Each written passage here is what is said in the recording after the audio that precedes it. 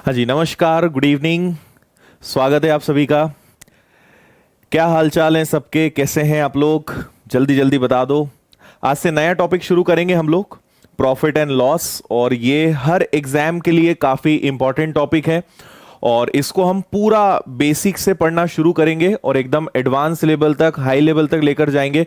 अभी देखिए कई सारे एग्जाम्स आपके हैं, जैसे अभी बैंकिंग के कई सारे एग्जाम्स आने वाले हैं, रेलवे का एग्जाम आपका होने वाला है, दिल्ली पुलिस का होने वाला है, जेल प्रहरी का होने वाला है। और मैथ्स की सबसे अच्छी बात यह है कि कॉमन सारे टॉपिक्स होते हैं जिसको आप हर एग्जाम में यूज कर सकते हो। तो एकदम बेसिक से एकदम मजेदार तरीके से इसको हम पढ़ना शुरू करेंगे और अगर आप पूरा चैप्टर मेरे साथ पढ़ते हैं तो आपको कभी दिक्कत नहीं आएगी। और आपको पता है कि मैं हमेशा बिना फॉर्मूले के पढ़ाता हूं, सिंपल ट्रिक्स और लॉजिक से हम पूरे क्वेश्चन सारे करेंगे और बहुत अच्छे से इसको सीखेंगे और आपकी जितनी भी प्रॉब्लम्स हैं वो हमेशा के लिए इस चैप्टर की फिनिश हो जाएगी। ओके भाई, गुड इवनिंग, स्वागत सभी का। सब लोग बढ़िया हैं? हाँ जी, मैं एकदम बढ़िया हूं। आप बताओ कैसे हो सब लोग? ठीक है, चलो। प्रॉफिट एंड लॉस कैसा लगता है वैसे आप लोग को? प्रॉफिट एंड लॉस एक ऐसा चैप्टर है जो छोड़ भी नहीं सकते हैं और सीखने में भी दिक्कत देता है, पर ऐसा है नहीं। बेसिकली बहुत मजेदार, बहुत सिंपल टॉपिक है, मजा आएगा आपको इसको पढ़ के। चलो, बहुत अच्छे। नमस्ते भाई, नमस्ते। ठीक है, मैं बीच बीच में आपके कमेंट्स भी देखते रहूंगा, पर आप थोड़ा कोशिश कीजिएगा कि जो चल रहा है उससे जुड़ी हुई बातें पूछेंगे। जैसे मैं अभी जो पढ़ाऊंगा आपको, उससे जुड़े हुए प्रश्न आप मुझसे पूछोगे तो मैं आपको डेफिनेटली बताऊंगा। अगर इधर उधर की बातें करेंगे तो फिर थोड़ा सा हम उसका जवाब नहीं दे पाएंगे, है ना। और कोशिश कीजिए और ज्यादा लोगों को जोड़ने की, बाकी फिर आपकी मर्जी है, मेरा काम है पढ़ाना। चलो भाई, अच्छा लगता है प्रॉफिट एंड लॉस? हाँ जी, पूरा कंप्लीट पढ़ाऊंगा मैं, बिल्कुल। मैं अगर कोई टॉपिक शुरू करता हूं तो उसको कंप्लीट कराता ही हूं, तो आप उसके लिए निश्चिंत रहिए। डेली 6 बजे आप टाइम फिक्स कर लीजिए, रोज शाम को 6 बजे हम लोग लाइव मिलने वाले हैं और ये टॉपिक हम पूरा कंटिन्यू करेंगे। इसके आगे भी बहुत सारी चीजें मैं कराऊंगा। अब यूट्यूब पे मेरी क्लासेस बढ़ेंगी और मैं आपको जो टॉपिक डिफिकल्ट है वो आपको सिखाऊंगा और प्रैक्टिस बहुत सारी मैं आपको करवाने वाला हूं। ओके, चलिए तो शुरुआत की जाए प्रॉफिट एंड लॉस की। एक अच्छी सी इमेज, अगर प्रॉफिट है तो हमारा ये रिएक्शन होता है और लॉस होता है तो ये रिएक्शन होता है ना। चलो, जस्ट जोक अपार्ट, स्टार्ट करते हैं। अच्छा, एक अच्छी बात और आपको बता दूं मैं कि मैं आपको जितना भी पढ़ाऊंगा इसके नोट्स भी आपको मिलेंगे पीडीएफ फॉर्म में, है ना। आपके सामने ही मैं पूरे नोट्स बनाऊंगा और आपको ये सब पीडीएफ फॉर्म में मिलेंगे क्लास खत्म होने के आधे 1 घंटे बाद अपने टेलीग्राम ग्रुप पर। तो विनर्स इंस्टीट्यूट इंदौर का टेलीग्राम ग्रुप ज्वाइन कर लेना। जस्ट क्लास खत्म होगी, आधे से 1 घंटे में आपको इसके नोट्स मिल जाए करेंगे पीडीएफ फॉर्म में। तो आपको स्क्रीनशॉट लेने की जरूरत नहीं, कुछ ज्यादा टेंशन नहीं, मेरे पूरे हैंड रिटन नोट्स मैं आपको देने वाला हूं। ठीक है, तो पीडीएफ आपको मिल जाया करेगी।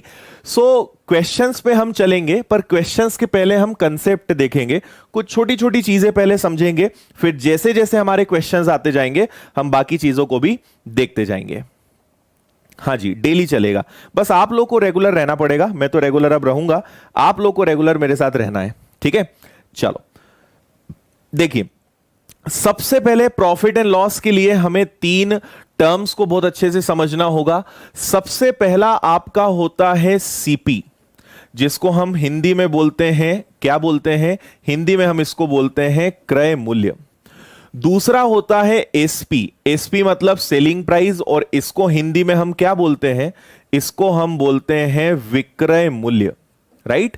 और तीसरा हमारा होता है एमपी, एमपी मतलब क्या होता है? Marked price. इसके और भी कई सारे नाम हैं, पर सबसे कॉमन इसका जो नाम है वो क्या है? अंकित मूल्य है। अच्छा, और डिस्काउंट भी इसी चैप्टर में आता है। ठीक है, डिस्काउंट भी हम यहां पर पढ़ेंगे। ठीक है, देखो ये जो चैप्टर है, हर एग्जाम, आप भारत के किसी भी सरकारी नौकरी, किसी भी कॉम्पिटिटिव एग्जाम की तैयारी करो, आपको प्रॉफिट एंड लॉस काम आना ही है। तो इसको पढ़ने में सिर्फ प्रॉफिट है, लॉस है ही नहीं। ठीक है, चलो हाँ, परसेंटेज का चार्ट भी मैं बताऊंगा। परसेंटेज इस चैप्टर के लिए बहुत जरूरी है। परसेंटेज में ऑलरेडी पढ़ा चुका हूं, अगर आपने नहीं देखा है तो परसेंटेज का एक बार लेक्चर आप मेरा पूरा पढ़ लेना। 6 से 7 घंटे का लेक्चर है, आपको परसेंटेज दोबारा कहीं से पढ़ना ही नहीं पड़ेगा। इतना एकदम पेड क्लास में हम लोग जो पढ़ाते हैं ना, पूरा मैंने रिकॉर्डेड लेक्चर उस पर डाला है। आप परसेंटेज एक बार पढ़ना, हमेशा का काम आपका परसेंटेज का खत्म हो जाएगा। देखो, एक बात आप ही समझना, कॉस्ट प्राइस या क्रय मूल्य, इसमें एक चीज ये ध्यान रखें कि क्रय मूल्य ऑलवेज, कॉस्ट प्राइस हमेशा पता है कितना परसेंट होता है, हमेशा 100% होता है। ठीक है, इसका मतलब क्या होता है, किसी भी प्राइस पे आप जो भी चीज खरीदते हो, आपने कोई भी चीज जितने रुपए की ली, वो आपके लिए कॉस्ट प्राइस होगा, खरीदने वाला मूल्य, और वो आपके लिए हमेशा 100% होगा। ठीक है, अब आपने अगर प्रॉफिट लिया तो उसका प्राइस बढ़ जाएगा, लॉस हुआ तो उसका प्राइस कम हो जाएगा। पर प्रॉफिट या लॉस, शुरुआत में कोई भी चीज जो है उसकी प्राइस कितने परसेंट होगी, 100% होगी। ठीक है, अब मैं आपको एक बहुत काम की बात बताता हूं, ध्यान रखिएगा। प्रॉफिट और लॉस पता है इनके बीच में होता है। लाभ या हानि की जब भी बात आती है, प्रॉफिट या लॉस की जब भी बात आती है, तो हमेशा हम कॉस्ट प्राइस और सेलिंग प्राइस को देखते हैं, क्रय मूल्य और विक्रय मूल्य को देखते हैं। लेकिन जब इन दोनों की बात आती है तो यहां पे आपका कंसेप्ट पता है कौन सा वाला आता है, डिस्काउंट। डिस्काउंट का मतलब क्या होता है, छूट। मैं आपको भी एग्जाम्पल से बताऊंगा। देखो, सपोज करिए मैंने कोई चीज खरीदी जिसका प्राइस है 100 रुपीज। मैंने कोई वस्तु खरीदी जिसका मूल्य कितना है, 100 रुपए। सो मेरे लिए तो वो 100 रुपए की चीज है। ठीक है, अब मैं इस पर अगर, अब देखो आजकल का ट्रेंड क्या है, ये जो डिस्काउंट है ना, क्वेश्चन एग्जाम के पॉइंट से तो इंपॉर्टेंट है ही, पर हमारी डे टू डे लाइफ में भी बहुत इंपॉर्टेंट हो गया है। एक जमाना हुआ करता था जब डिस्काउंट साल भर में 1 या 2 बार बड़े त्योहार पे ऑफर आते थे। आजकल आपने देखा होगा साल भर डिस्काउंट चलते, कोई भी छोटा सा डे आया और डिस्काउंट, और कुछ नहीं भी है तो भी सेल और डिस्काउंट चलता ही रहता है। रीजन पता है क्या है, रीजन है हम इंडियंस की आदत है ना। हमें अब डिस्काउंट का चस्का लग गया है, हमें अब डिस्काउंट की आदत लग गई है कि अगर किसी चीज पे डिस्काउंट नहीं मिलेगा मतलब हम घाटे में हैं, है ना। तो कंपनीज जो है बड़ी बड़ी, वो भी बड़ी समझदार हैं, उन्हें पता है कि भारत में अगर आपको कोई सामान बेचना है तो डिस्काउंट देना पड़ेगा। लेकिन भारतीय इतने खतरनाक है, उन्हें इस बात से मतलब नहीं कि चीज थी कितने की और मिल कितनी रही है, उनको मतलब किस बात से, उन्हें मतलब है डिस्काउंट से। छोटा सा एग्जाम्पल बताता हूं, अगर कोई चीज 1000 रुपए की है और मैं आपसे कहूंगा कि भाई आपके लिए 1100 रुपए, तो आप बोलोगे सर इतना महंगा, थोड़ा कम तो करो, हम तो रोज आपकी दुकान पे आते हैं, हम तो बहुत सारे बच्चों को आपके कोचिंग में लेकर आते हैं, तो आप बोलोगे कुछ डिस्काउंट दो, है ना। तो मैं आपसे बोलूंगा कि भाई मुझे 1000 का पड़ा, मैं तुम्हें 1100 में दे रहा हूं, इसमें और क्या डिस्काउंट दो। पर आपको तो डिस्काउंट चाहिए, तो आप मुझसे लड़ झगड़ के ये चीज 1050 में ले जाओगे। बहुत ही ज्यादा आप एक्सपर्ट हो भावताव करने में तो 1000 में ले जाओगे, और अगर महिलाएं लड़कियां आ गई तो वो तो 900 में ही ले जाएंगी, वो तो और खतरनाक होती इस मामले में। ठीक है, अब मुझे समझ में आया कि यार ये तो गलत बात है। अब मैंने क्या करा, मैंने मतलब बिजनेसमैन का बता रहा हूं मैं ऐसा नहीं करता हूं। अब अगर कोई 1000 रुपए की वस्तु है तो पता है क्या करेंगे, मैं उसको बोलूंगा कि भाई ये चीज 1500 रुपए की है, पर क्योंकि आप मेरे रेगुलर कस्टमर हो तो आपके लिए ये 1300 की। आप बोलोगे सर बहुत बहुत धन्यवाद, मजा आ गया, बहुत सारा डिस्काउंट आपने दे दिया।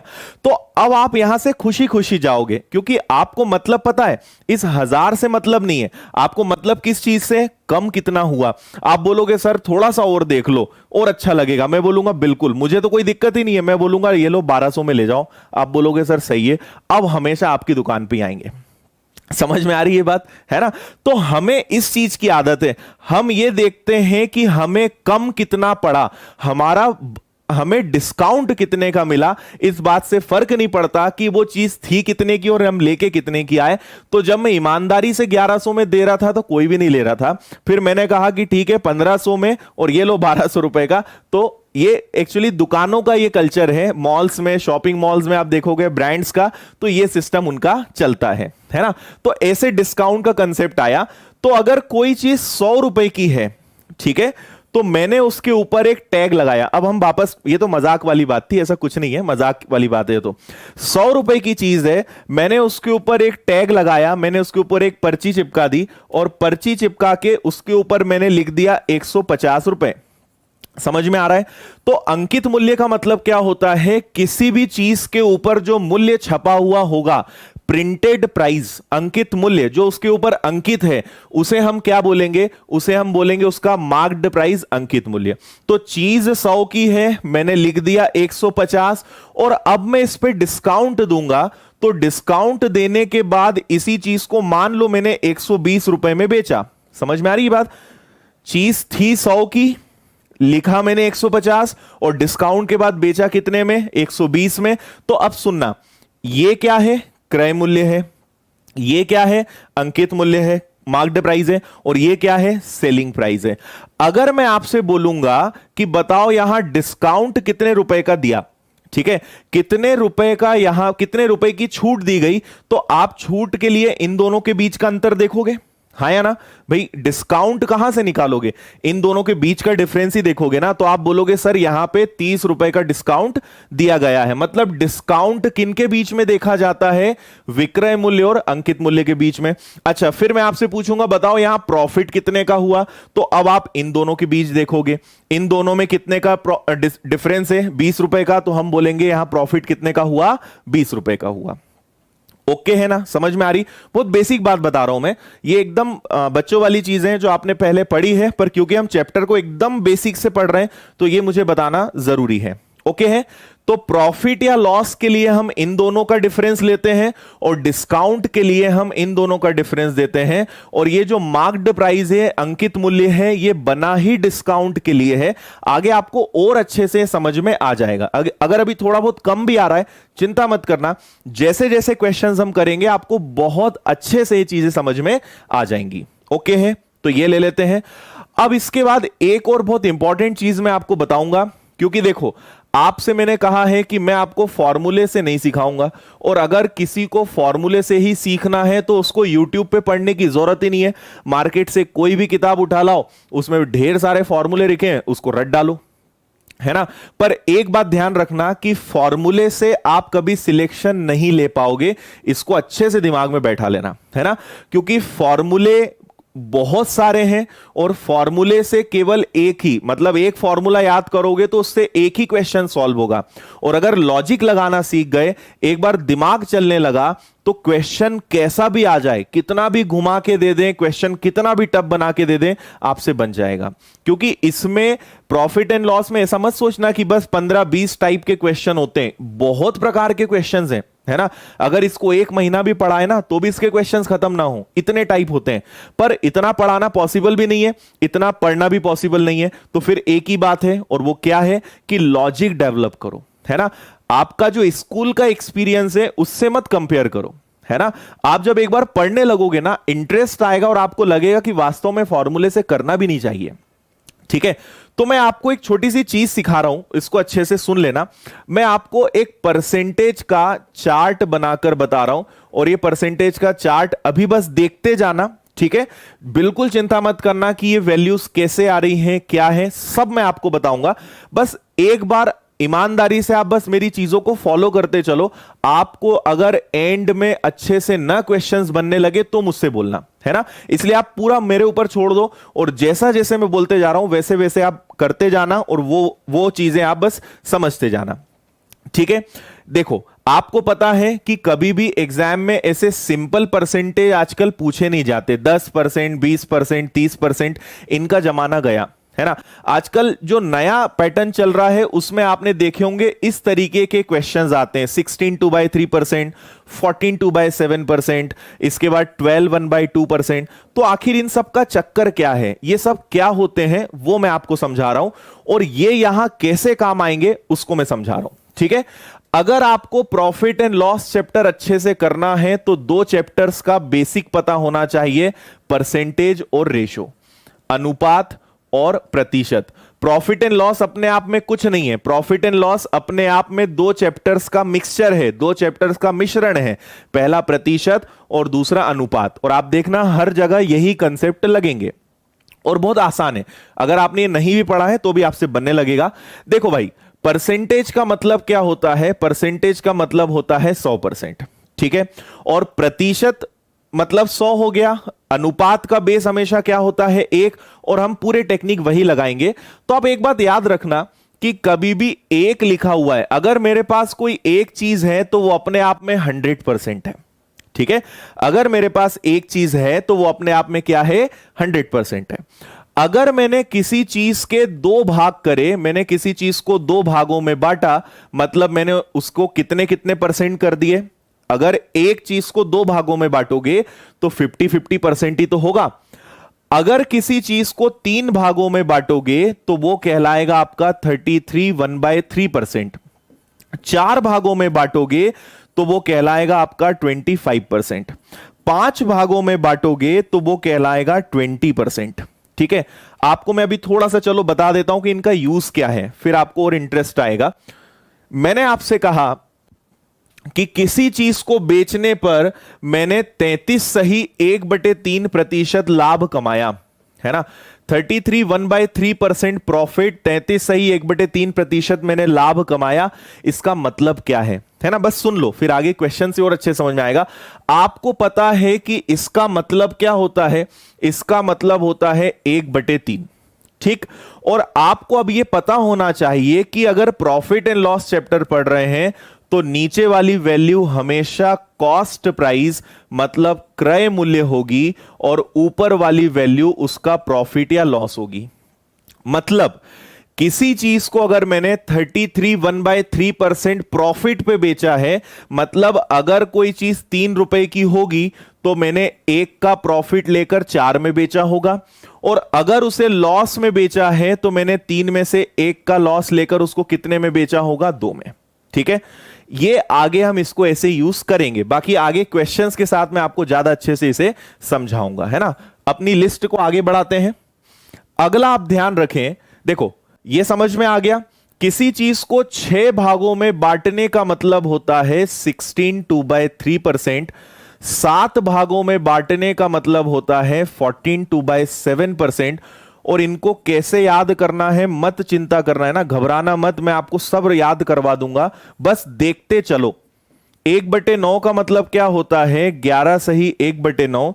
1/10 का मतलब क्या होता है? 10%। 1/11 का मतलब क्या होता है? 9 सही 1/11। 1/12 का मतलब क्या होता है? 8 सही 1/3। 1/13 का मतलब क्या होता है? 7 सही 9/13।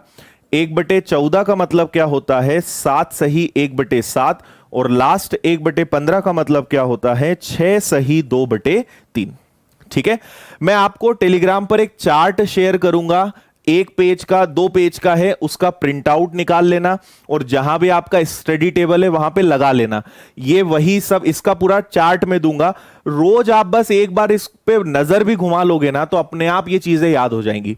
और आपको अभी इस चीज की ताकत पता नहीं है, आपने अगर इस चीज को समझ लिया ना तो आपका percentage, ratio, profit and loss, simple interest, compound interest, मिश्रण, कई सारे चैप्टर्स चुटकी बजाने जितने आसान हो जाएंगे। और ये चीजें बच्चे सीखते नहीं हैं, या तो कोई सिखाता नहीं है या वो सीखते नहीं है, इसलिए वो परेशान होते रहते हैं। और अभी आप देखना कि इनसे हम टफ क्वेश्चंस को भी कितनी आसानी से करने वाले हैं।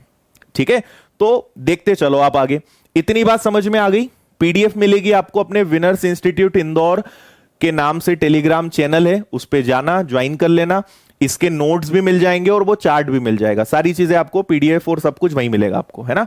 कंप्लीट चैप्टर होगा भाई, कंप्लीट, है ना। जितने क्वेश्चंस कराऊंगा पूरा आपको अच्छे से मैं करवाऊंगा। ओके है, चलो इतनी बात समझ में आ गई। तो फिलहाल बस मैंने आपको भी ये चार्ट बनवाया है, फिर जैसे जैसे हमें जरूरत पड़ेगी वैसे मैं आपको चीजों को याद दिलाते रहूंगा, है ना। ये बात आपको समझ में आ गई। अब हम चलते हैं आगे क्वेश्चंस की तरफ। ठीक है, और क्वेश्चंस में इसको सॉल्व कैसे करना है, कैसे इनका यूज करना है उसको समझेंगे। तो आइए, और आपको पता है कि मैं हमेशा टाइप वाइज पढ़ाता हूं, है ना।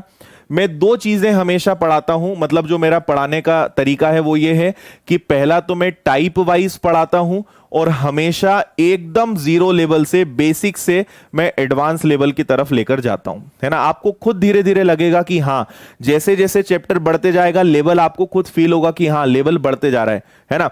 एक तरीका वो होता है कि पहला क्वेश्चन ही टफ दे दो, पहले क्वेश्चन में ही बच्चे का कॉन्फिडेंस डाउन कर दो और उसको ये एहसास करा दो कि तुम्हें मुझसे पढ़ना ही पड़ेगा, है ना, तुम्हें मैं ही सिखा सकता हूं। गलत तरीका है वो, है ना। कभी भी स्टूडेंट का कॉन्फिडेंस डाउन नहीं करना चाहिए, तरीका हमारा सही होना चाहिए। अगर हम एकदम जीरो से सिखाएंगे ना तो बच्चा सीखते भी जाता है और उसका लेवल भी बढ़ते जाता है। तो कभी भी किसी क्वेश्चन को देख के अपना कॉन्फिडेंस डाउन मत किया करो, है ना, कुछ ना कुछ गड़बड़ है, कुछ ना कुछ लोचा है वहां पर। चलो भाई जल्दी से आंसर बता दो मुझे इस क्वेश्चन का, बता सकते हो क्या? हाँ जी, रोज क्लास होगी ये, वेरी गुड, ओके। देखिए भाई, किसी वस्तु का क्रय मूल्य 8,000 रुपए है, कितने रुपए में बेचा जाए कि 25% का लाभ हो, है ना। इतना आसान क्वेश्चन पूछने के पीछे मेरा उद्देश्य यह नहीं कि आप आंसर बताओ, मैं आपको इससे कंसेप्ट बताऊंगा कि हम क्या क्या कर सकते हैं ना। 5 मिनट हम इस क्वेश्चन पे देंगे और आपको बहुत मजा आएगा इसमें, ठीक है। देखो, मैं आपको 3 तरीके सिखाऊंगा और आप उनको अच्छे से समझना। आपको लगेगा सर इतने इजी क्वेश्चन में 3 तरीके क्यों बता रहे हो? कभी भी छोटे छोटे क्वेश्चन को अंडर एस्टिमेट मत करना, ये बहुत खतरनाक चीजें इन्हीं से निकल के आती हैं। देखो भाई, आप एक बात समझ लेना कि प्रॉफिट हो या लॉस, हम हमेशा किस चीज पे कैलकुलेट करते हैं? हम हमेशा क्रय मूल्य, कॉस्ट प्राइस पर कैलकुलेट करते हैं। इतनी बात समझ में आ गई? तो अगर कोई चीज 8,000 रुपए की है और मैं 25% लाभ कमाना चाहता हूं, तो 25% किसका कमाऊंगा? 8,000 का ही कमाएंगे ना। तो इसको कैंसिल करा, इसको हल किया, मतलब 2,000 रुपए का लाभ होगा। तो 8,000 रुपए की चीज को 2,000 रुपए के लाभ पर बेचेंगे, मतलब उसका विक्रय मूल्य कितना होगा? 10,000, जिसका आंसर आप सभी लोगों ने दिया, ठीक है। एक तरीका तो हमारा भाई ये हो गया। दूसरा तरीका सुनो, दूसरा तरीका क्या हो सकता है? मुझे एक बात बताओ, मैंने आपको चैप्टर की शुरुआत में ही कहा कि क्रय मूल्य हमेशा कितना परसेंट होता है? 100% होता है ना। हर चीज अपने आप में 100% होती है और मैं उसी का 25% प्रॉफिट कमाना चाहता हूं, तो मैं क्या यहां डायरेक्ट 125% रख दूं क्या? सोच कर देखो, हर चीज 100% होती है और उसका 25% जोड़ना है, तो डायरेक्ट 125 निकाल दो ना। तो सॉल्व कर लो, 25 से कैंसिल होगा 5 बार, ये होगा 4 बार, 4 से कैंसिल होगा ये 2,000 बार, 2,000 का 5 गुना, तो डायरेक्ट आपका आंसर कितना आ गया? 10,000। ये विक्रय मूल्य आ गया। समझ में आ रही है बात? तो हम इसको यूज नहीं करेंगे, है ना, इसको कभी यूज नहीं करना। अगर यूज करना ही है तो इस तरीके को यूज करना। अदरवाइज आप एक और तरीका लगा सकते हो, तीसरा। और तीसरा आपका तरीका कौन सा वाला है? रेशो वाला है। इसको भी सीख लो, बहुत काम की चीज है ये, है ना। अगर मैं बोल रहा हूं काम की चीज है तो मान लो मेरी बात, आपको आगे समझ में आएगा कितने काम की चीज है ये, ठीक है। देखो भाई, आपको पता है कि 25% की फ्रैक्शन वैल्यू भिन्न क्या होता है? 1/4। मैंने आपसे कहा था कि नीचे हमेशा कॉस्ट प्राइस आता है, नीचे हमेशा क्रय मूल्य आता है, और ऊपर उस पे जो भी लाभ कमाना है तो एक जोड़ दो, हानि है तो एक घटा दो, प्रॉफिट या लॉस। तो आप हमेशा 2 चीजों का अनुपात बनाओ, क्रय मूल्य और विक्रय मूल्य का। ये आपका क्रय मूल्य है और ये आपका विक्रय मूल्य है ना। और जिनको लग रहा है सर आगे बढ़ो, तो अभी रुक जाओ, अगले क्वेश्चन में आपको सब समझ में आ जाएगा कि मैं इतना डीप में क्यों पढ़ा रहा हूं, है ना। थोड़ा सा रुको और अगले क्वेश्चन का आंसर बताना फिर मुझे। देखो, क्रय मूल्य कितना मानोगे? 4। और क्योंकि प्रॉफिट लिया है ना, तो प्रॉफिट है तो 1 जुड़ेगा, लॉस होता तो 1 घटाते, 4 में 1 जुड़ेगा, तो विक्रय मूल्य क्या बनेगा? 5। अब मुझे बताओ कि 4 क्रय मूल्य हमें रुपए में दिया हुआ है, 4 का मान 8,000 है, मतलब 4 से 8,000 है, मतलब ये कितना गुना है? ये 2,000 गुना है। तो क्या इसका भी 2,000 गुना किया जा सकता है क्या? बिल्कुल किया जा सकता है। उस हिसाब से उसका विक्रय मूल्य कितना आएगा? 10,000 आएगा, है ना। ये चीज अभी थोड़ी सी अगर कम भी समझ में आई है तो चिंता मत करना, आगे ये और बताऊंगा, मैं बार बार बताऊंगा, आराम से समझ में आएगा। क्लियर है? बताओ जल्दी से। क्रय मूल्य हमेशा, कुछ भी हो जाए, नीचे वाली वैल्यू आपकी हमेशा क्रय मूल्य होगी। तो क्रय मूल्य अगर 4 है और उस पे आपने 1 का प्रॉफिट कमाया, तो विक्रय मूल्य, सेलिंग प्राइस जो है, ये विक्रय मूल्य है, तो सेलिंग प्राइस उसका 5 ही होगा क्या? इस ट्रिक से फायदा पता है क्या है कि अगर क्रय मूल्य दिया है तो विक्रय मूल्य निकाल सकते हो, विक्रय मूल्य दिया है तो क्रय मूल्य निकाल सकते हो। इनमें आप गड़बड़ कर दोगे पर इसमें कभी गड़बड़ नहीं होगी।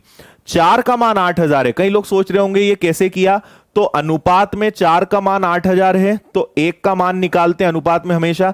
1 का मान 2000 तो 5 का मान कितना, तो आपका आंसर कितना आ गया? 10,000 रुपए। और आई थिंक यही आंसर आप सबने दिया था।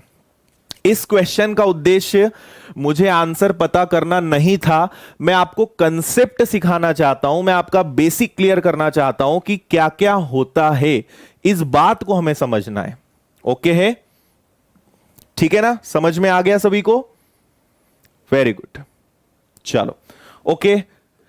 चलो, अगर आपको समझ में आ गया तो अगले क्वेश्चन का मुझे आंसर दे दो। ये लो भाई, बताओ जल्दी से करके।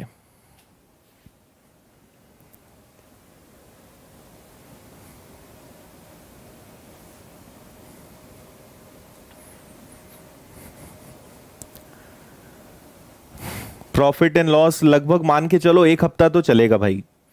मैं आधा अधूरा नहीं पढ़ाऊंगा ना, पढ़ाऊंगा तो पूरा एकदम डीप बेसिक क्लियर करते हुए, सारे टाइप कवर करते हुए, तो 1 हफ्ता तो कम से कम लगेगा। कम से कम बोल रहा हूं 10 दिन भी लग सकता है, डिपेंड करेगा आप लोगों की स्पीड पर।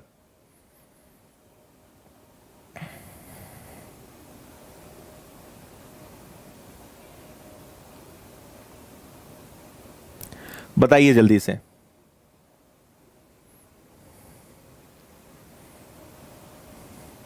हाँ, मैं तो बताऊंगा ही भाई सॉल्व करके। हाँ, सुधा आपको अभी और समझ में आ जाएगा, डोंट वरी। अभी इसको रेशो मेथड से ही करना पड़ेगा। जो मेथड नंबर 1 और मेथड नंबर 2 है, अब वो फेल हो गई। अब यहां पे रेशो मेथड ही लगेगी। और यही मैं आपको समझाना चाह रहा था कि चीजें सीख लो, अगर जरा सा भी चेंज आया ना आप फेल जाओगे। करेक्ट, हाँ जी। चलो भाई देखो इधर जरा क्या करेंगे।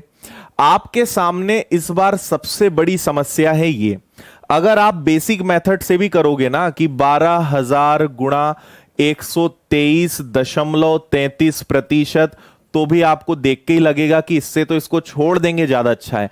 दूसरी बात, अगर कर भी लोगे ना तो भी इनमें से आंसर नहीं आएगा, आंसर लगभग में आएगा और हमें एग्जैक्ट आंसर निकालना है ना? कुछ लोग बोल रहे हैं 14,800, तो लेट्स सी, चेक करते हैं क्या आंसर है आपका।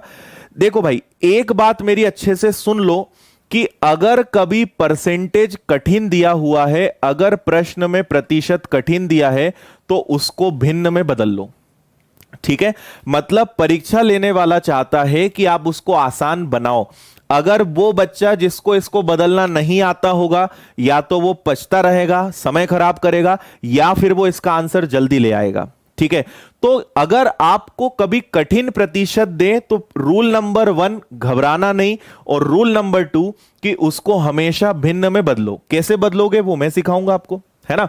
तो आपको पता है कि 23.33% तो सर ने जो चार्ट बनवाया था उसमें भी नहीं था। ये कैसे हो सकता है? तो देखो, इसको हम चेंज करेंगे। मुझे एक बात बताओ कि क्या मैं इसको 20 + 3.33 लिख सकता हूं क्या? देखो, बहुत सारी चीजें सीखने को मिलेगी इस प्रश्न से आपको। मैं इसको तोड़ रहा हूं 20% + 3.33% में। कर सकते हैं ऐसा? अब मुझे बताओ कि 20% का भिन्न में मान होता है 1/5। आप बोलोगे हां सर। अब 3.33 का मतलब क्या होता है? देखो, फिर और गहराई में चलते हैं। 33 सही 1/3 का मान 1/3 होता है, और 33.33 भी इसी को बोलते हैं, इसका मान भी 1/3 होता है। अब याद रखना, अगर दशमलव खिसका, 0.1 अंक इधर बढ़ा तो नीचे एक 0 लग जाएगा। ठीक है, नहीं आया समझ? देखो, मैंने कहा कि 25% का मान होता है 1/4। आप बोलोगे हां सर ये तो सही है ना? पर मैं बोलूंगा कि 2.5% का भिन्न में मान क्या होगा, तो आप बोलोगे 1/40। अगर ऊपर दशमलव लगा तो नीचे 0 बढ़ेगी, है ना?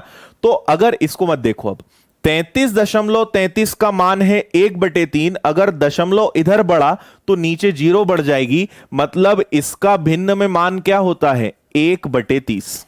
ठीक है, एलसीएम ले लो 30, 5 से कटेगा 6 बार, 30 से कटेगा 1 बार, इसका मान आएगा 7/30। क्या समझ पाए आप? बताओ जल्दी से। 20% मतलब 1/5, इसका मतलब 1/30, एलसीएम आएगा आपका 6 और 1 7/30। तो ये जो आपने 23.33% लिखा ना, इसका भिन्न में मान पता है कितना आ रहा है? इसका मान आ रहा है 7/30। अब ध्यान से सुनना, मैंने आपसे पहले ही कहा है कि 7/30 का मतलब क्या है? आपको पता है कि नीचे हमेशा क्रय मूल्य और ऊपर प्रॉफिट या लॉस, ये तो आपको पता है। फिर आप दो चीजों का अनुपात बनाओगे, क्रय मूल्य विक्रय मूल्य। इतना इंग्लिश चलेगा ना, हिंदी लिखने की जरूरत तो नहीं है इनको बार बार। तो आपको पता है कि क्रय मूल्य 30 होगा, अगर लाभ है तो 7 जुड़ेगा, हानि है तो 7 घटेगा। क्या दिया है? लाभ। लाभ मतलब जुड़ेगा, तो ये जुड़कर क्या बनेगा? 37 बनेगा। कोई दिक्कत इसमें? समझ में आ गई बात इतनी? अब आप मुझे बताओ कि 12,000 क्या है? क्रय मूल्य है। तो अगर 12,000 क्रय मूल्य है तो इसमें भाग भी क्रय मूल्य का देंगे, और विक्रय मूल्य पूछा है तो गुणा विक्रय मूल्य का करेंगे। ओके, तो सॉल्व कर लेते हैं। 0 से आपका 0 कट गया, 3 से कट जाएगा कितनी बार? 400 बार। 400 का 37 में गुणा करो, 7 चौक 28 है ना, 12 और 2 14। आपका आंसर आ जाएगा उस वस्तु का विक्रय मूल्य कितना होगा भाई? 14,800। 14,800 मतलब ऑप्शन डी। और यह आंसर मैक्सिमम बच्चों ने बिल्कुल सही दिया था। ठीक है, हां एक बार और बता रहा हूं, डोंट वरी, एक बार और बता रहा हूं। समझ में आया? तो कैसे हम टफ चीजों को आसान बना सकते हैं, वो हमारा मेन उद्देश्य है। ठीक है, और मैं आपसे फिर बोल रहा हूं कि अपना टारगेट आंसर से ज्यादा क्या है? हमारा टारगेट आंसर से ज्यादा जरूरी है उसका कंसेप्ट सीखना, है ना। एक ही क्वेश्चन को 50 तरीके से पूछा जा सकता है। अगर कंसेप्ट सीखा तो आप वही प्रश्न बना दोगे, और नहीं तो यह क्वेश्चन बहुत आसान है पर अच्छों से नहीं बनता, है ना। रीजन क्या है? कि उन्हें इसको हल करना ही नहीं आता, ये कोई नहीं सिखाता। अधिकतर टीचर क्या करते हैं? 10 रख देंगे, फिर 20 रख देंगे, फिर 30 रख देंगे। बच्चे को मजा आता है कि अरे सब बन रहा है। ये कोई नहीं सिखाएगा। क्यों? क्योंकि या तो वो आता नहीं होगा, और अगर आता होगा तो फिर इसको समझाना बड़ा मुश्किल। इससे बेटर है कि सिखाओ ही मत, बच्चे का कॉन्फिडेंस बढ़ा दो, आसान आसान रखकर काम खत्म। ठीक है, चलो एक बार फिर से ध्यान से सुनो मैं क्या आपसे बोल रहा हूं। हमने इसको भिन्न में बदला। देखो एक बात आप समझ लेना कि अगर ऐसा कठिन प्रतिशत परीक्षा में आया है, मतलब वो आपसे कुछ ना कुछ आसान बनाने की उम्मीद करते हैं। अगर आपने इसको बिना कुछ करे हल करा, आपका आंसर गलत आना तय है। ठीक है, तो जब भी कठिन प्रतिशत आए उसको भिन्न में बदलो। तो आपने इसको तोड़ा, इसको तोड़ा 20 और 3.33 में 20% का मान 1/5 होता है। ये 1/30 कैसे हुआ मैंने आपको समझाया। 33.33 1/3 होता है, दशमलव लगा, नीचे एक 0 बढ़ेगा। एलसीएम लिया 30, 5 से कटा 6 बार, 30 से कटा 1 बार, इसका भिन्न आया 7/30। और अब इतना तो आपको समझ में आ जाना चाहिए कि नीचे वाली चीज हमेशा क्रय मूल्य होगी, प्रॉफिट है। अच्छा ऊपर 1 आए ऐसा जरूरी नहीं है, कुछ भी आ सकता है। ठीक है, तो अगर 7 आया है तो 7 का प्रॉफिट, लॉस होता तो 7 माइनस कर देते।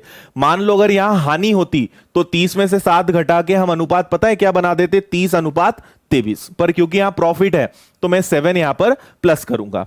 अच्छा अब अगली बात की ये क्रय मूल्य है, कॉस्ट प्राइस है, तो कॉस्ट प्राइस में भाग भी किसका देंगे? कॉस्ट प्राइस का, क्रय मूल्य का। अगर मान लो 12,000 विक्रय मूल्य होता तो मैं भाग 37 का देता, और गुणा किससे करता? 30 से। तो जो दिया है उसी के अनुपात का भाग देंगे। क्रय मूल्य है तो भाग भी क्रय मूल्य का, विक्रय मूल्य है तो भाग किसका? विक्रय मूल्य का। ओके है? ओके है? ठीक है, चलो और अच्छे से भी सीख जाओगे। अभी मैंने मात्र 2 क्वेश्चंस करवाए हैं। अब आप सोचो कि जब हम 70, 80, 100 क्वेश्चंस कर लेंगे तब आपका लेवल क्या होगा। इसलिए पेशेंस रखो, बढ़िया तरीके से आप सीखोगे। आगे बढ़ते हैं नेक्स्ट क्वेश्चन की तरफ। इसका आंसर बताएं, लगाओ दिमाग। अब आपके लिए मेन है ये वाली चीज, चैलेंजिंग। लगाओ जल्दी से दिमाग, क्या करोगे बताओ। हां देखो, जो परसेंटेज का चार्ट है और जो क्लास के नोट्स हैं ये आपको टेलीग्राम चैनल पे मिलेंगे। विनर्स इंस्टीट्यूट इंदौर के नाम से सर्च कर लेना, ज्वाइन कर लेना। सारे डेली, अब डेली जितनी भी हमारी क्लास होती है, मैथ्स की नहीं बाकी भी, साइंस की क्लास होती है, इंग्लिश की क्लास होती है, इनके नोट्स आपको वहीं मिलते हैं। अगर आप ऐप पर हैं विनर्स की तो वहां नोट्स मिलते हैं, और अगर यूट्यूब की क्लास है तो उसके नोट्स टेलीग्राम पे मिलते हैं।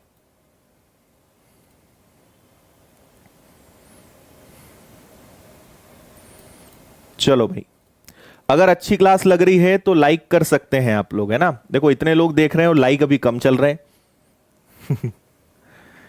यही दिक्कत है हमारे देश के ना, लोग बांटने से बड़ा बचते हैं। ओके भाई, देखो कैसे करेंगे। पहले तो इसका हमें, देखो इसका मुझे टेंशन नहीं है, अगर ये हल हो गया तो ये तो होना ही है ना।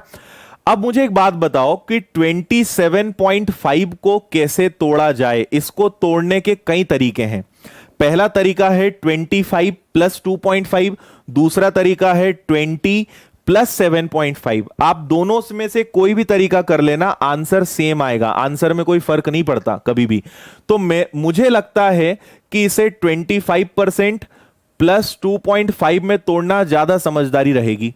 इसकी फ्रैक्शन वैल्यू भिन्न मान 1/4, तो इसका 1/40 होगा। थोड़ी देर पहले ही बताया था। एलसीएम लिया 40, 4 से कटा 10 बार, 40 से कटा 1 बार, तो आपके पास क्या आ जाएगा भाई 11/40। ठीक है। और देखो ये सब चीजें प्रैक्टिस होने के बाद मन में हो सकती है, ये तो मैं आपको समझा रहा हूं इसलिए इतना लिख रहा हूं, बिना लिखे भी आप बहुत सारा काम दिमाग में कर सकते हो। 11/40 का मतलब क्या होगा, नीचे वाली चीज क्रय मूल्य, ऊपर वाली चीज प्रॉफिट या लॉस।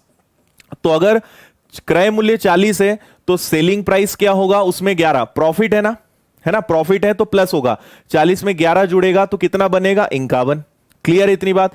अब आपसे क्या बोल रहे हैं, किसी वस्तु को, अब एक चीज और आपने ऑब्जर्व करी यहां पर, आपने अगर देखा हो तो इस बार ये पता है क्या है, ये आपको दिया हुआ है क्रय मूल्य, सॉरी ये आपको दिया हुआ है विक्रय मूल्य, सेलिंग प्राइस है। तो अगर 66,300 अगर विक्रय मूल्य है तो हमारे अकॉर्डिंग विक्रय मूल्य कितना है 51, तो उस हिसाब से क्रय मूल्य क्या होगा। आया समझ में। हाँ जी, कमेंट दिख रहे हैं भाई, सबके कमेंट दिख रहे हैं। अरे ये हर एग्जाम के लिए इंपॉर्टेंट है, चिंता ही मत करो, हर एग्जाम के लिए इंपॉर्टेंट है। ठीक है ना, क्लियर है। तो 40 पर 11 का प्रॉफिट हुआ, मतलब अगर चीज 40 की होगी तो उसको बेचा कितने में गया है, 51 में बेचा गया है। अब आप इससे डिवाइड कर दो, तो ये डिवाइड होगा, पहले कितनी बार डिवाइड होगा, एक बार, है ना। 51 चला जाएगा तो बचेगा कितना 153, और ये कितनी बार, 3 बार, मतलब ये एग्जैक्ट 13 बार कैंसिल हो रहा है ना। एग्जैक्ट 13 के आगे 2 जीरो लग जाएंगे, और इसके बाद आप गुणा करोगे, 13 का 4 गुना हो जाएगा 52, और ये आ गया 3 जीरो। ये मिल गया भाई आपको उसका कॉस्ट प्राइस, मतलब क्रय मूल्य। अब आप ईमानदारी से बताओ कि आप कैसा महसूस कर रहे हो, समझ में आया। 3 क्वेश्चंस में हमने पूरे चैप्टर का काया पलट कर दिया, और अब आपको समझ में आ गया होगा कि चीजों को आसान बनाया जा सकता है। क्वेश्चन टफ नहीं होता है, मेथड सही होनी चाहिए। मेथड सही है तो हर चीज आसान, और अगर मेथड सही नहीं है तो फिर मैथ्स तो बहुत टफ होता ही है, और इस जन्म में तो हम कभी सीख ही नहीं पाएंगे। ये चीज हम बचपन से हमारे दिमाग में बैठा दी गई है। हाँ मोहित भाई, पहला दिन है इसलिए स्पीड स्लो है, आज बेसिक चल रहा है, बेसिक में मैं स्लो ही पढ़ाता हूं, है ना, उसके बाद फिर स्पीड बढ़ेगी थोड़ी, और सब लोगों को लेके चलना है। देखो मेरा मेन उद्देश्य, कौन लोग हैं जिन्हें कुछ नहीं आता, जो एकदम मैथ्स से डरते हैं, उनको मैथ्स का कॉन्फिडेंस बढ़ाना मेरा मेन उद्देश्य है। इसलिए आराम से चलेंगे, सबको लेते हुए चलेंगे। चलो आगे बढ़े। नेक्स्ट, इसको तो आप कर ही लोगे आप, चलो इसका आंसर भी जल्दी से बता ही दो, फटाफट बता दो।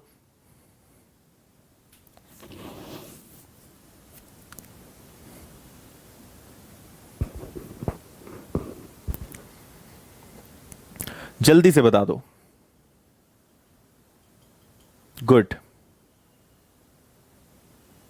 हाँ अशोक लाएंगे, वो भी लाएंगे। और देखो आप में से अधिकतर लोग पता है परेशान क्यों हैं, जो आपके डाउट्स आ रहे हैं, आपको डाउट तभी होगा जब आप क्लास में लेट आओगे। अगर रोज 6 बजे का टाइम है, आप शार्प 6 बजे आ जाओगे, शुरू से क्लास अटेंड करोगे, आपको हर बात समझ में आएगी। जो लोग लेट आए हैं अब वो अभी यही पूछ रहे हैं कि सर 2.5 को आपने 1/40 क्यों लिखा। अब मैंने ये समझाया है, पर आप लेट आए हो इसलिए आपको समझ नहीं आ रहा है। मैं बता रहा हूं 25% को हल करने पे 1/4 आता है। अगर इनमें दशमलव आया तो दशमलव आया मतलब नीचे एक जीरो बढ़ेगी। इतना समझ लो, बाकी फिर वीडियो को पीछे करके देख लेना, बाद में आपको समझ में आ जाएगा। बोलो भाई क्या करोगे? इस बार परसेंटेज आसान है, चाहे तो आप इसको, अब देखो अगर परसेंट इजी दिया है तो फिर अपनी चॉइस है, रेशो मेथड लगा लो या डायरेक्ट कर लो, है ना। 46,000 में बेचा, आपको पता है कि 46,000 जो है विक्रय मूल्य है, ये सेलिंग प्राइस है। सेलिंग प्राइस के अंदर दो चीजें होती हैं, कॉस्ट प्राइस, और यहां क्योंकि प्रॉफिट लिया है तो ये आपको पता है क्रय मूल्य हमेशा 100 होता है और प्रॉफिट 15% का लिया है, मतलब ये अपने आप में 115% है। तो 100% क्या कैंसिल करोगे, आंसर आएगा आपका 40,000। क्लियर है क्या? पहला तरीका। दूसरा तरीका आप बोलोगे सर रेशो से बताओ, तो 15% मतलब 15/100। 15/100 का मतलब क्या होता है? 15/100 का मतलब होता है 3/20। 3/20 का मतलब कि अगर क्रय मूल्य 20 हो तो विक्रय मूल्य सेलिंग प्राइस कितना होगा? 3 ज्यादा 23। इस बार क्वेश्चन में 46,000 आपका सेलिंग प्राइस है, मतलब वो क्या है?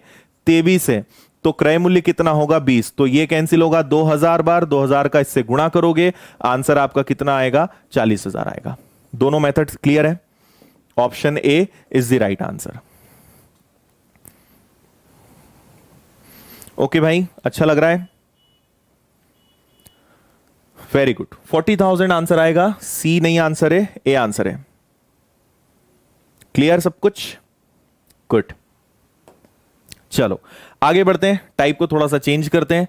ये एक और बहुत आसान क्वेश्चन है। आज की क्लास बेसिक है। आज आपको लगेगा कि सर इतने आसान क्वेश्चंस क्यों करवा रहे हो, और अभी रुको, 1 या 2 दिन बाद आप क्लास का लेवल देखना, पर पहले बेसिक मुझे क्लियर कर देने दो, फिर आप देखना। हाँ भाई विनीत, बिल्कुल, थैंक यू विनीत।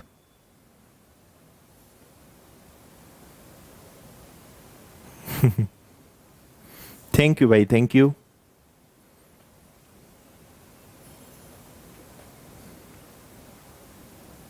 ओके है,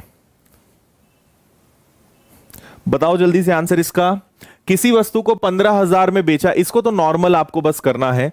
ऐसे सवाल पता है किसमें आते हैं? जेल प्रहरी वाली परीक्षाएं, कांस्टेबल हो गया, एसआई हो गया, इतने आसान प्रश्न आते हैं, है ना। हाँ, अगर थोड़े दूसरे बड़े एग्जाम्स की बात करें तो उनमें लेवल थोड़ा सा हाई होता है। 15,000 की चीज थी, आपने उसको 18,000 में बेचा, तो एक चौथी क्लास का बच्चा भी बता देगा कि यहां पे 3,000 रुपए कमाए हैं। और प्रॉफिट हो या लॉस, हमेशा बेस आपका क्या रहेगा? आपका क्रय मूल्य। हमेशा नीचे आप क्रय मूल्य ही रखना और गुणा करना आप 100 का। हल कर लोगे क्या? 15 दूनी 30, 20% का प्रॉफिट यहां पर है, ठीक है ना। इसमें कोई दिक्कत नहीं होनी चाहिए। ओके, बहुत आसान सी बात है। 15,000 की चीज को 18,000 में बेचोगे, 3,000 का प्रॉफिट, और नीचे हमेशा कॉस्ट प्राइस रखना, हमेशा। लॉस हो तब भी, हानि हो तब भी। हाँ जी, रोज अपनी क्लास 6 बजे से चलेगी। आप अपना शेड्यूल फिक्स कर लो, रोज 6 बजे आपको लाइव आ जाना है। प्रॉफिट एंड लॉस हम लोग शुरू कर चुके हैं, और अब इसको पूरा खत्म करके ही तब भी नहीं रुकेंगे, फिर भी कुछ ना कुछ नया टॉपिक आपका आ जाएगा। तो 6 बजे का टाइम सेट कर लो, ये आपका रहने वाला है।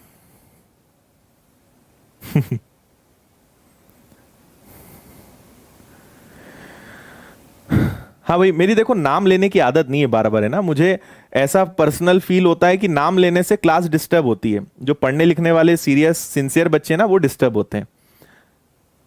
तो नाम ये लेना ठीक है, कभी कभी लेंगे भी नाम, ऐसा नहीं कि नाम नहीं लेंगे, पर एकदम चिल्ला चोट करना क्लास का तरीका नहीं है बेसिकली। भाई मुझे अच्छा पढ़ाना है, आपको अच्छे से पढ़ना है, बस दो चीजों से मतलब रखो। टीचर को एंटरटेनर मत बनाओ कभी। टीचर को ये मत बोलो कि सर डांस करो, गाना गाओ, नाचो, चिल्लाओ। टीचर को टीचर बने रहने दो। Very good. 24, अब देखो डायरेक्ट डिफरेंस ही ले लो, तो दोनों में अगर आप देखोगे तो दोनों में डिफरेंस कितने का है? 3600 का है। नीचे आप 24,000 रखोगे कॉस्ट प्राइस, और इंटू 100 कर दोगे। 3 जीरो से आपके 3 जीरो कैंसिल हो गए, 12 से 2 बार, 12 से 30 बार, और 2 को इससे कैंसिल करोगे, 15% का प्रॉफिट। एकदम सिंपल कैलकुलेशन था, आपका आंसर बी है, ठीक है ना। कोई दिक्कत तो नहीं है, आगे बढ़ते हैं। ये लो, इसको करो।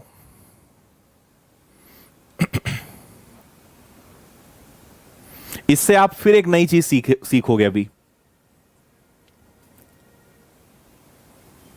पढ़ाएंगे स्वाति, पढ़ाएंगे, वो भी पढ़ा देंगे। लाइव कैसे आए स्मिता? आप लाइव हो तो और कैसे आओगे लाइव? ऐसे ही आना है रोज लाइव।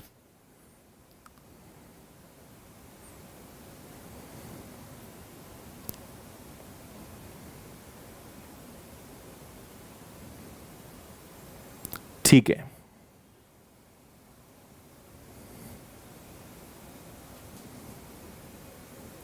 हो गया भाई। राम ने 5,000 रुपए में घड़ी खरीदी और उसे 10% लाभ पर श्याम को बेच दी। श्याम ने 9 से 1/11% लाभ पर मोहन को बेच दी। मोहन ने 1/5 हानि पर रोहन को बेच दी। रोहन ने घड़ी कितने में खरीदी? देखो, इसको मैं आपको बताता हूं, है ना।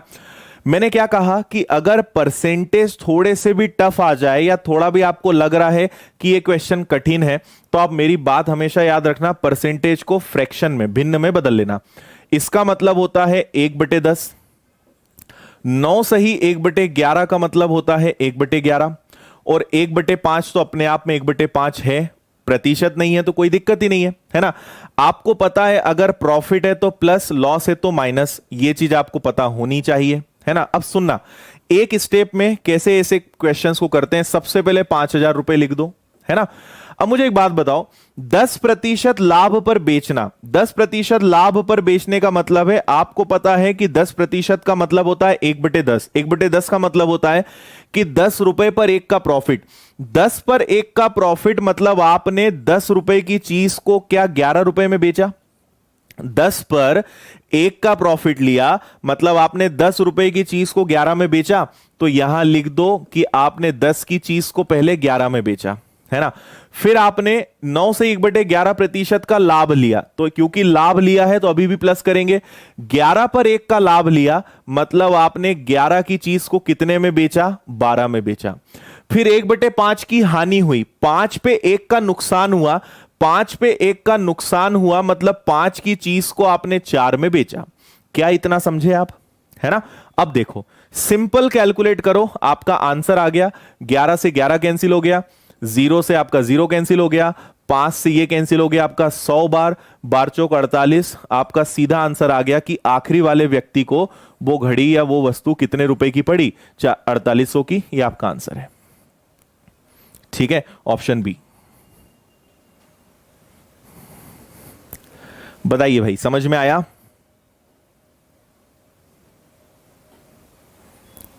ठीक है, एक बार फिर से मैं बताता हूं, समझ लो। देखो 10% का मतलब क्या होता है? 1/10। 10% का मतलब होता है 1/10। 1/10 का मतलब यह है कि अगर प्रॉफिट होगा तो 1 जुड़ेगा, हानि होगी तो 1 घटेगा, है ना। तो अगर 10 की चीज को 11 में भी बेच सकते हैं और लॉस होगा तो 9 में बेच सकते हैं। अगर प्रॉफिट है तो 10 की चीज 11 में, लॉस होगा तो 10 की चीज 9 में। ये लिखना और सीख लो, और नहीं आता है तो ऐसा समझ लो कि ऐसा हम उसको लिखेंगे और एकदम आसानी से आपका आंसर आ जाएगा। ओके, वेरी गुड, ठीक है, समझ में आ गया सभी को यहां तक? तो जो मैंने आपको एक जो चार्ट बनवाया है ना, उसको अच्छे से देख लेना, है ना। उसको रटना मत, आप बस उसको रोज 5 मिनट का टाइम निकाल के बस एक बार पढ़ लिया करना, अपने आप याद होने लगेगा, है ना। 2-3 तो आज ही याद हो जाएंगे और अगली 2 या 3 क्लासेस में आपको पूरा याद हो जाएगा बिना रटे। बस एक बार देख लेना और जैसे जैसे हम क्लास में क्वेश्चन सॉल्व करेंगे आपको वो चीजें याद होने लगेंगी। चलिए नेक्स्ट क्वेश्चन। पहले क्वेश्चन को अच्छे से पढ़ना है, फिर इसको हम सॉल्व करेंगे। हर्षिता, रोज लिंक तो खैर टेलीग्राम पे मिलेगी, बाकी रोज 6 बजे क्लास अपने आप लगनी है। तो आप अगर चैनल को सब्सक्राइब कर चुके हो तो नोटिफिकेशन आ जाएगा, अगर नहीं भी करा है तो 6 बजे रोज चैनल पे आ जाना।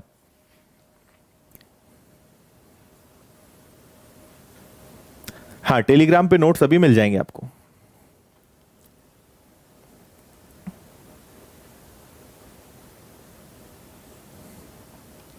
रोज 6 बजे लाइव रहेगी भाई, रोज 6 बजे।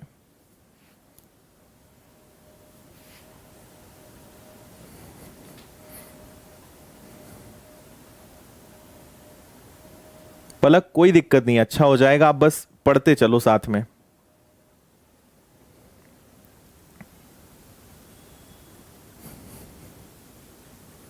हो गया? जो मैं आपको पढ़ा रहा हूं ना, ये हर एग्जाम के लिए भाई, एसएससी हो, बैंक हो, एसआई हो, है ना, कांस्टेबल हो, जेल प्रहरी, दिल्ली पुलिस, हर एग्जाम के लिए, रेलवे, सबके लिए है ये। हाँ, विनर्स की ऐप आप डाउनलोड कर सकते हो, विनर्स के नाम से मिलेगा, उस पे पेड कोर्सेज चलते हैं। देखो, एक व्यापारी 1,25,000 में कुछ वस्तुएं खरीदता है, इसमें से 3/4 भाग पर 8% लाभ, 3/4 भाग पर शब्द हटा दो, 3/4 भाग 8% लाभ पर बेच देता है, और शेष को कितने प्रतिशत लाभ पर बेचे जिससे कुल 7% का लाभ प्राप्त हो। ठीक है, अब मैं आपको बहुत शानदार तरीका इसका बताऊंगा और आपको मजा आ जाएगा। आप जो लोग पहली बार मुझसे पढ़ रहे हैं वो आश्चर्य करेंगे कि ऐसा भी कुछ हो सकता है क्या, है ना। 1,25,000 रुपए आपको जो दिया हुआ है, सबसे पहले तो आप इसको साइड कर दो। मैं जो ट्रिक बताऊंगा उसमें इसकी जरूरत ही नहीं है। ठीक है, आपसे वो बोल रहे हैं कि 3/4 भाग पर 3/4 भाग पर 8% लाभ कमाया। ठीक है, शेष पर कितना लाभ कमाए, शेष मतलब जो रिमेनिंग है उस पर कितना लाभ कमाए, यह हमें निकालना है, ताकि कुल मिलाकर कितना लाभ प्राप्त हो, 7%। मुझे एक छोटी सी बात बताना, आपको पता है कि कभी भी भिन्न अगर किसी भी प्रकार का लिखा हो, अगर मैं एक साधारण भिन्न की बात कर रहा हूं, अंश बटे हर की, है ना, ये प्रतिशत नहीं है, ये एक भिन्न है, हमने प्रतिशत को बदला, वो अलग चीज है। कभी भी अगर कोई भिन्न लिखा है, 3/4 का मतलब क्या होता है? 3/4 का मतलब होता है कि अगर हमारे पास टोटल 4 चीजें हैं तो उसमें से उसका हिस्सा, उसका पार्ट, अगर एक नॉर्मल भिन्न लिखा है तो लाभ हानि से हटकर बात कर रहा हूं मैं, है ना। लाभ हानि में अगर ये चीज होगी तो ये क्रय मूल्य है और ये प्रॉफिट या लॉस है। पर एक अलग भिन्न की हम बात करें तो 3/4 का मतलब क्या होता है कि अगर टोटल मेरे पास 4 पेन हैं तो मैंने कितने बेचे? 3, तो बचा कितना? 1। समझ रहे हो बात? तो ध्यान से समझना, मेरे पास टोटल कितनी चीजें हैं? 4, उसमें से मैंने बेची कितनी, उसमें से मैंने सेल कितनी करी? 3 चीजें। तो मेरे पास शेष कितनी चीजें बची, मेरे पास रिमेनिंग कितनी चीजें बची? तो आपका जवाब होगा 1। इसमें कोई दिक्कत है क्या किसी को? 3/4 का मतलब, ध्यान से सुनना, मजा आएगा भी, टोटल 4 चीजें हैं, उसमें से 3 बेची, बची 1। 4 में से 3 बेची, बची 1। 3/4 पर मैंने 8% लाभ कमाया, मतलब 3 चीजों पर मैंने 8% लाभ कमाया, मतलब कितना लाभ कमाया होगा? 24, है ना। जबकि मैं कुल 7% लाभ कमाना चाहता हूं, तो मैं कुल लाभ कमाना चाहता हूं 7% मतलब 28। तो मेरा टारगेट है कि मैं 28% लाभ कमाऊं। उसमें से मैंने कितना कमा लिया है? उसमें से मैंने 24% कमा लिया है। तो मुझे जल्दी से बता दो, मुझे कितना लाभ और कमाना है? 4%। यह आंसर है आपका सी। कितना लाभ कमाना और बचा है? 4%। बताओ, समझ में आया? है ना। टोटल 4 चीजें हैं जिस पर मुझे 7% लाभ कमाना है, मतलब टोटल मुझे कितना कमाना है? 28%। 4 चीजों पे 7% लाभ कमाना है, टोटल 28% लाभ कमाना है। 3 चीजों पर मैं 8% कमा चुका हूं, मतलब 24% मैंने कमा लिया है। तो बचा कितना? 4% मुझे कमाना है बची हुई चीजों पर। इतना सा सवाल आपसे पूछा गया था। आया समझ में? जल्दी से बता दो भाई, समझ में आया? है ना। मान लो, जैसे मान लो आपके पास लिखा होता, अभी ऐसे और सवाल करवाऊंगा मैं आपको, डोंट वरी। अगर आपके पास कभी लिखा है 4/5, 4/5 का मतलब क्या है कि टोटल 5 चीजें हैं, उसमें से कितनी चीजें? 4, तो बची कितनी? 1। अगर कभी आपके पास लिखा हुआ है 7/9, इसका मतलब क्या है कि टोटल 9 में से 7 बेची, तो बची कितनी? 2। 3/4 का मतलब है कि मैंने 3 चीजों पर 8% कमाया।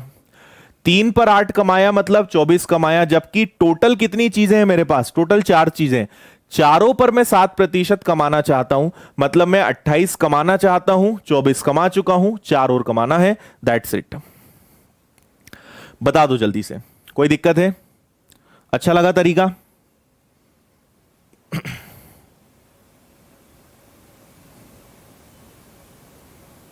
ओके है,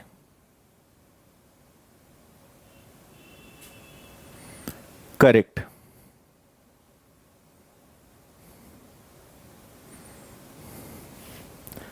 ठीक है, चलो। तो अच्छा, एक बात मैं आपको आगे और बता देता हूं, है ना। अभी आपकी YouTube पे कई सारी क्लासेस चल रही हैं।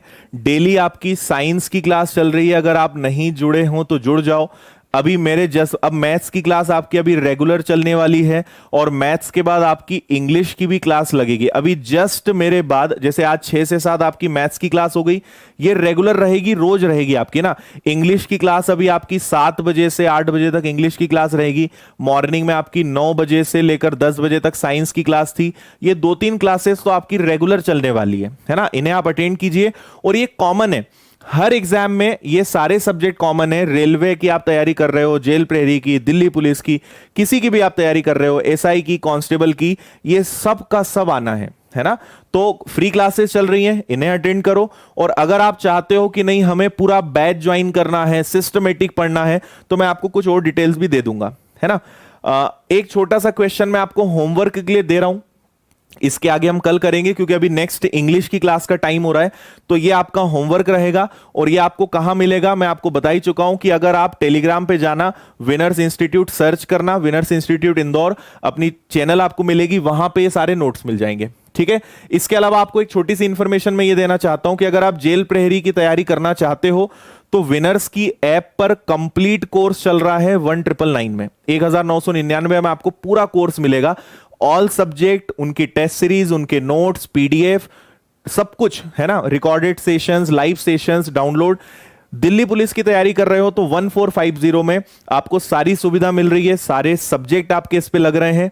इसके अलावा बैंकिंग का फाउंडेशन बैच हमारा एक 15 तारीख से आ रहा है, जिसमें 15 एग्जाम की तैयारी हम एक बैच से करवा रहे हैं।